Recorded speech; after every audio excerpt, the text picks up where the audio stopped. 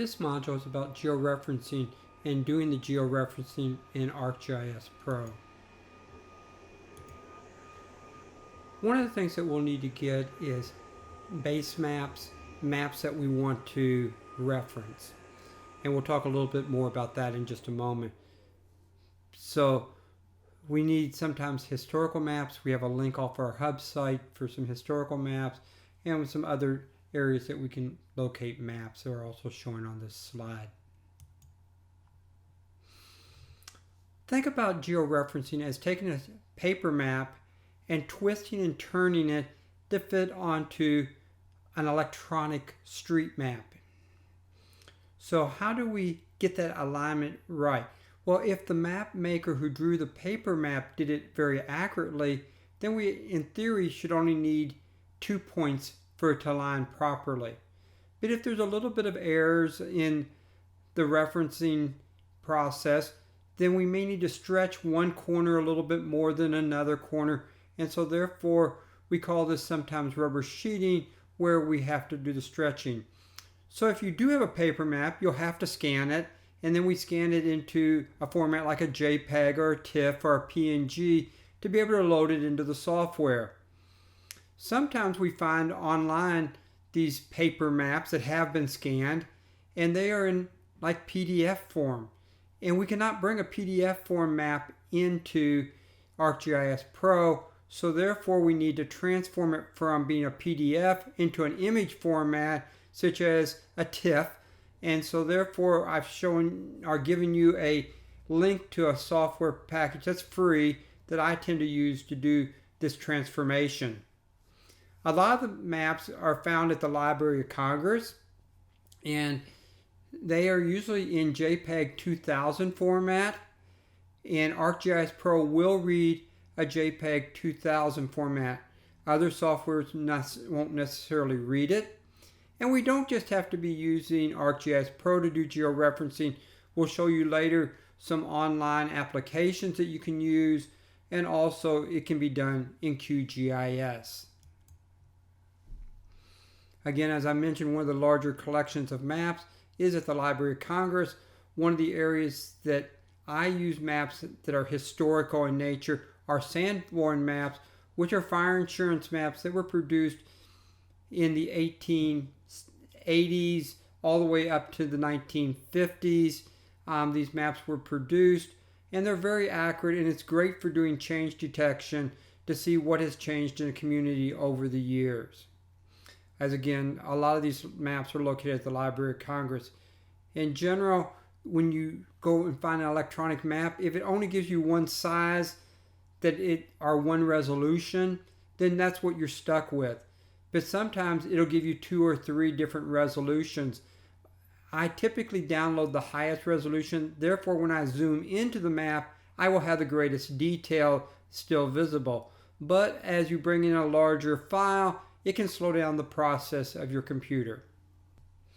Some other sources for historical maps are listed on this slide, and these are great sources. We also have some list of maps on the Geotech Center site, and these are live hyperlinks, and you'll have the slides available to you that you can use these hyperlinks.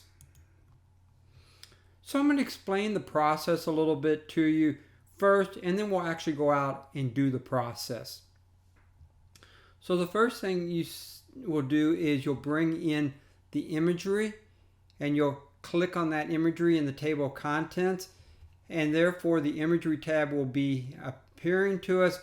We click on that imagery tab, and we'll go over to georeferencing, and we will use georeferencing. What we're going to do is give control points as we georeference it, saying this spot on the paper map is the same as this spot on the base map, the underlying map that we have. And then we'll repeat that process. You need at least 3 points, but a lot of times you might use 6, 7, 8 points, especially if the maps are not drawn perfectly to scale, to cause this stretching, this rubber sheeting. We will also use the Fit to Display button. That gives us the ability to get to the quote paper map before it is georeferenced easily by using Fit to Display. We will also be turning on and off images. So as I mentioned before, load the non-georeferenced image. Then you're going to zoom to the image or the layer. Go to the Imagery tab, Georeference, a new toolbar shall appear, and we're going to fit to display. Therefore, we'll see the paper map. We'll choose Add a Control Point, and after we choose Add Control Point, we'll go to the paper map first, and we will click on that paper map on a point that we know we can reference off of the base map. We will click that point.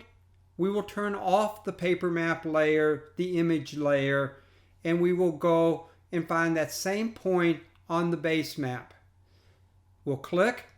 We'll come back and turn on the paper map. We may need to fit to display again.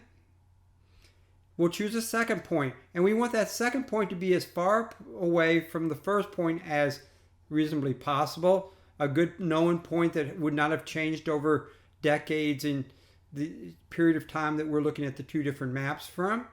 This could be an image as well as a paper map that was scanned. We'll click on that, turn off the image layer again, find the corresponding point. With 2 points, we should be somewhat rectified, and we will repeat this process for multiple points. So you can see on the screen here that I have chosen 3 points. You can see that my topo sheet from 1950s is got these points here. One's a little bit hard to see down here, and there's one there, and there's another one there. Those points have been referenced.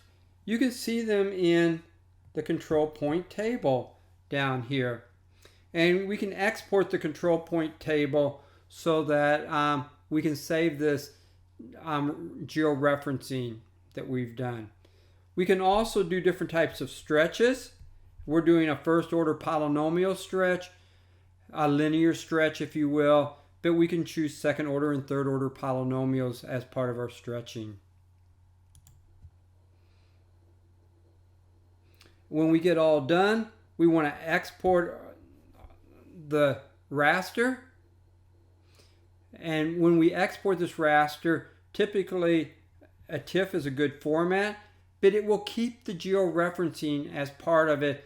And so therefore, when I bring in this TIFF again into my program, I will actually see it laying in the right place on the map. It would be also good to be able to export this online. So we're going to go to Share. And on Share, we're going to come down here and click on Web Map. This box over here on the right will open up. And in this box, I will name the map, give a summary or a description to it, put tags, say where, what folder I want to put it in. Am I going to share this with everyone? Nicole made this slide so you can see it says Harrisburg Area Community College here since it was on her version of ArcGIS Online. And you can see the files that were exported. ArcGIS Pro has been loaded. We've also loaded the image, which is a topo map of Jeffersonville, Indiana. We don't see this map because it is sitting at 0, 0, so therefore if we go look for it right now, it'd be off the coast of Africa at the 0, 0 grid location. I'm going to click on Georeference, and then I'm going to click on Fit to Display, and there now we can see our paper map. We're going to choose a point on our paper map that we should be able to identify well, and we're also going to turn on Add Control Point. So I'm just going to use my mouse to scroll in. This point here, I know where it's at. This is where Middle Road crosses Utica Pike. So I'm going to select that location there. I'm going to zoom back out a little bit. I'm going to turn off my paper map. I'm going to find that corresponding point here on my map. and I'm going to select that point there. So now I have selected one point. I'm going to come in here and I'm going to turn back on my paper map. I'm going to choose a point up here. This is Hamburg Pike. This is the Jeff Charlestown Road. I'm going to select that point there. The road actually has been renamed since the paper map was created, but it is this point right up here. I'm going to click on that. I'm going to turn my map back on. Zoom back out a little bit. And we can start to see our paper map aligning. Now we've only chosen 2 points. You can see the 2 points I've chosen. I'm going to choose another point down here more in the downtown area. The major cross streets in the downtown area are Spring Street and Court Avenue. I'm going to select that. Turn off my paper map again. You can see this is a repetitive process. I'm going to zoom in a little bit to be a little bit more accurate. I'm going to click, and we now have a third point. And with that third point, we're pretty accurate on our alignment. So we've now aligned a 1950s era topo map onto the Earth's grid. This could have been an image instead of the topo map, and an aerial image, an image taken by a half-line aircraft that wasn't referenced for whatever reason. So you can see the alignment process. This is georeferencing. Okay, we want to save what we've done. So we can come over here and say where we're going to save it at. We'll just use the default right now. And we will use an output format of a TIFF, and we're going to export this. Therefore, when we brought this back in, it will be in alignment because it will save the georeferencing that we've done.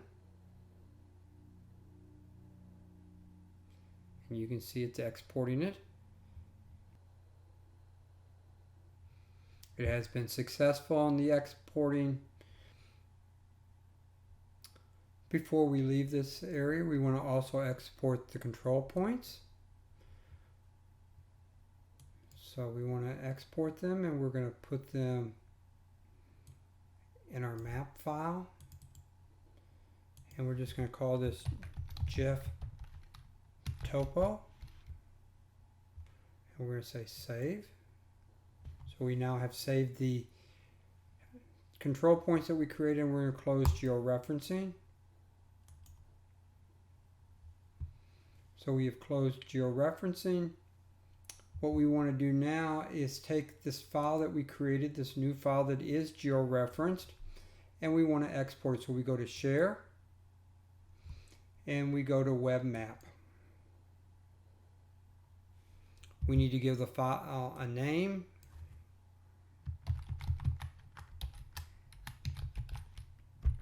And then we need to provide a brief summary. Topo of Jeffersonville, Indiana. Tags Jeffersonville.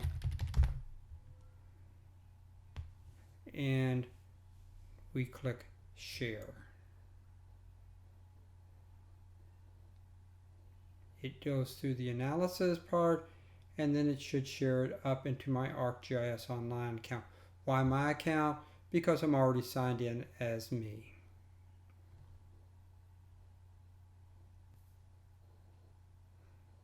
As you can see, we have successfully uploaded the job. So if I go to my ArcGIS Online account, I will see this file called Jeff Topo sitting there that I can then make use of as any other online service. These are the steps that you need to accomplish to georeference a paper map, an image, and give it a grid to the Earth's surface.